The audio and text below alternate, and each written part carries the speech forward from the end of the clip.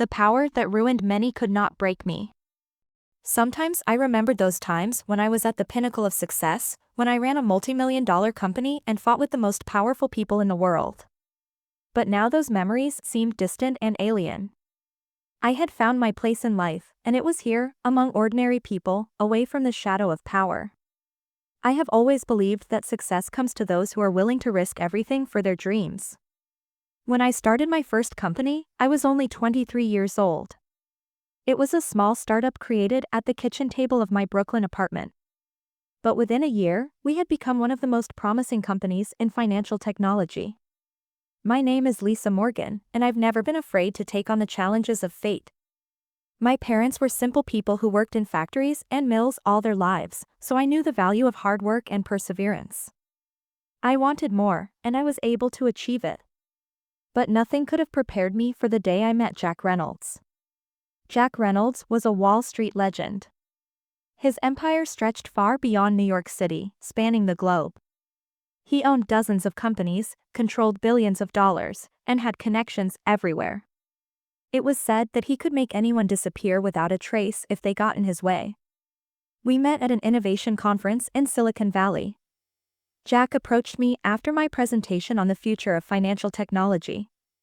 He looked like a typical billionaire, a perfectly tailored suit, a Rolex watch, and a confident smile that could freeze fire.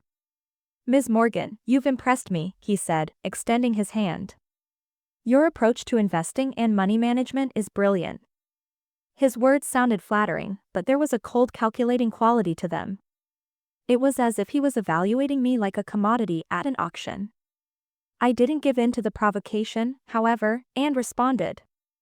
"Thank you, Mr. Reynolds. It's always nice to hear praise from such an esteemed man." He grinned, noticing my restraint. "Aren't you interested in cooperating? After all, together we could accomplish so much more." The offer sounded tempting. The opportunity to work side by side with one of the most powerful men in the world could open doors I had never dreamed of. But my gut told me to be careful. "Maybe," I said, pretending to mull over the proposal. "Let's discuss the details later." That was the end of our first meeting. I went home, thinking about the possibilities that working with Jack Reynolds might open up for me. But in the back of my mind, I felt uneasy. Something in the man's gaze told me that something darker was lurking behind his outward goodwill. Several weeks passed before we met again. This time the negotiations took place in his office on the top floor of a skyscraper in Midtown Manhattan. The view was breathtaking, the city spread out like a chessboard below, with the Hudson shimmering in the distance. "You know, Ms. Morgan," Jack began, looking out the window, "the business world is tough. There's no room for the weak. If you want to survive, you have to be able to play by the rules." "And what rules do you play by, Mr. Reynolds?" He turned to me, and his eyes glittered with an icy gleam. "My own. I make the rules, and then I change them as I see fit. That's the nature of power." There was a truth in his words that I couldn't deny. Power does have its laws, and those who wield it rarely play fair. But I wasn't going to give up without a fight. "What about ethics? Doesn't that play a role in your world?" Jack laughed, and that laugh sounded sinister to me. "Ethics? It's a word for those who are afraid to take risks. In my world, the strongest man wins, and I'll always come out on top." Our meetings became more and more frequent. We discussed development strategies, new projects, and investments. Gradually, I began to realize that Jack was interested not only in my ideas, but in the company itself. He wanted to gain control over it, to use my developments to expand his influence. One evening, when we were having dinner at one of the best restaurants in the city, Jack made me an offer that was impossible to refuse. "Lisa," he said, calling me by my first name for the first time, "I'm asking you to become my partner. Together we can create an empire that no one can resist." "Partnership implies equality," I said. "And you have a habit of controlling everything and everyone." He looked at me with interest. "You're right. But don't you realize that power is a game? Whoever controls the most resources dictates the terms." I was silent, thinking over his words. On the one hand, cooperating with Jack could be very profitable. On the other hand, I realized that by becoming his partner, I would lose my independence and freedom. But the choice had been made. Okay, I said finally. I agree. But remember, Mr. Reynolds, I won't let you control my every move. He smiled, and there was something predatory in that smile. Of course, darling. Everything will be your way. The first few months of our partnership went smoothly. We launched new projects, attracted investors, and expanded the business. My company became part of Jack's empire, but I still felt free. Or at least I tried to convince myself that I was. Soon, however, trouble began to brew.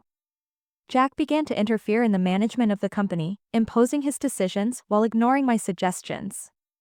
He used his connections to block deals that seemed unprofitable and manipulate the market in his favor.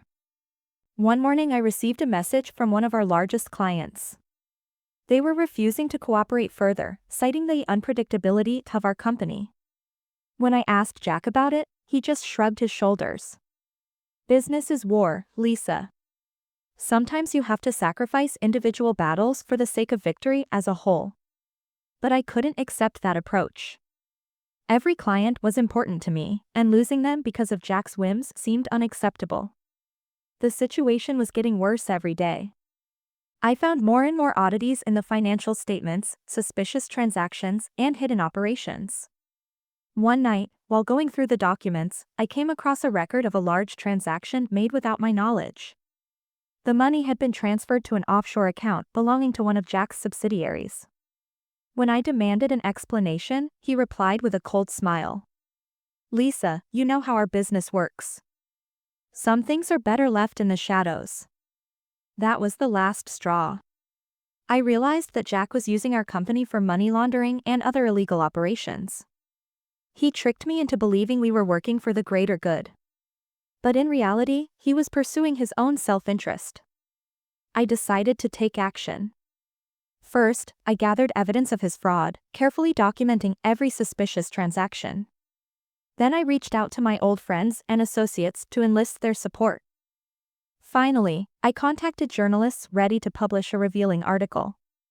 On the evening of the day the article was to be published, I received a call from Jack. His voice was calm, almost friendly. Lisa, we need to talk. We met in his office. He motioned for me to sit down, poured 2 glasses of wine, and set them on the table. You made the right choice, he said, raising his glass. I knew you could play big. I looked at him puzzled. What are you talking about? He smiled, that cold gleam in his eyes again. I knew that sooner or later you'd realize how things work.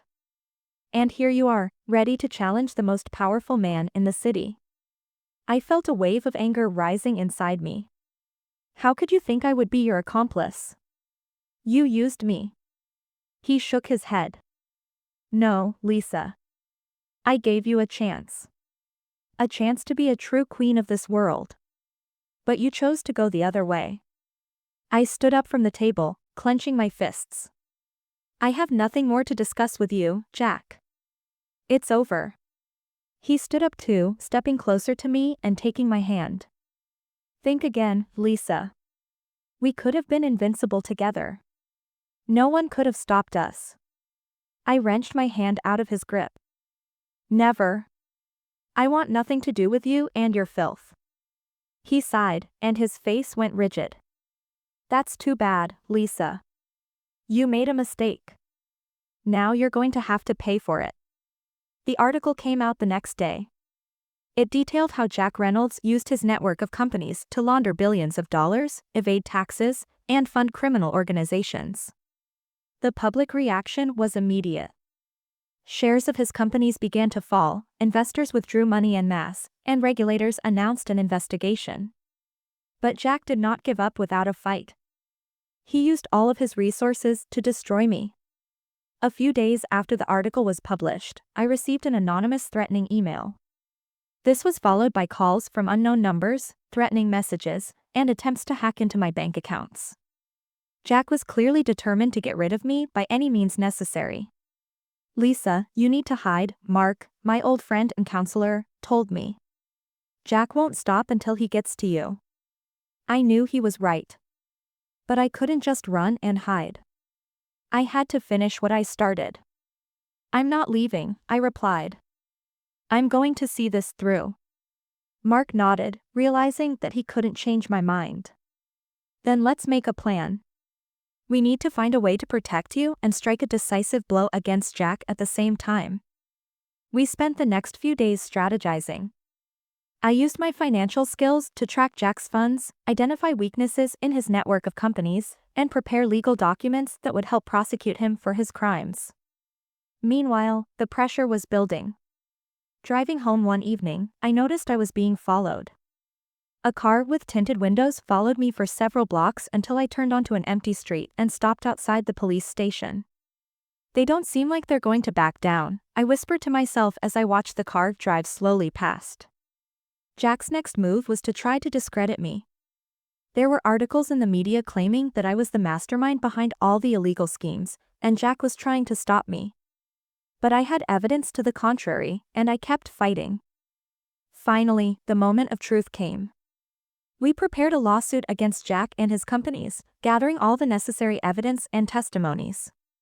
The day the suit was filed, I stood in front of the courthouse, surrounded by reporters and cameras. Ms. Morgan, why did you decide to go after Mr. Reynolds? One of the reporters asked. Because he broke the law, I replied firmly. And I intend to seek justice. The trial began. Jack's lawyers tried to refute the charges, but the facts spoke for themselves. The evidence collected by me and my allies was irrefutable. Weeks, maybe months, passed. Trial sessions were replaced by new discoveries and witness testimony. Jack continued to try to manipulate the process, but every move he made was rebuffed. Finally, the court reached a verdict. Jack Reynolds was found guilty of numerous crimes, including money laundering, tax evasion, and financing criminal organizations. His assets were frozen, and he was sent to prison. After the trial was over, I returned to my office. The sun was shining outside the window, and the city seemed as lively as ever. But something had changed inside me. I was no longer the naive girl who believed in honesty and fairness. Now I knew that the business world was full of shadows and betrayals. Lisa, congratulations, said Mark, entering the office. You've won. I looked at him and smiled. Yes, I won. But at what cost? He nodded silently, knowing what I meant. It wasn't an easy victory, and the repercussions would be felt for a long time.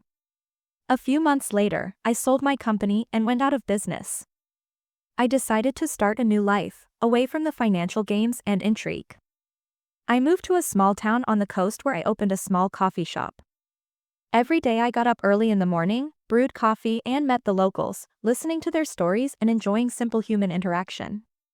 Sometimes I thought back to the days when I was at the top of my game, when I was running a multi-million-dollar company and competing against the most powerful people in the world.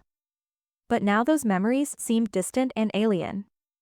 I had found my place in life, and it was here, among ordinary people, away from the shadow of power.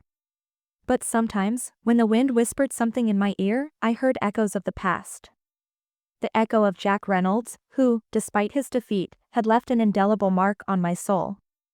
And though I tried to forget about him, a part of me had always remained connected to this world of danger and intrigue. But now I knew one thing: my story is not over. It continues, and I choose how it will turn out next.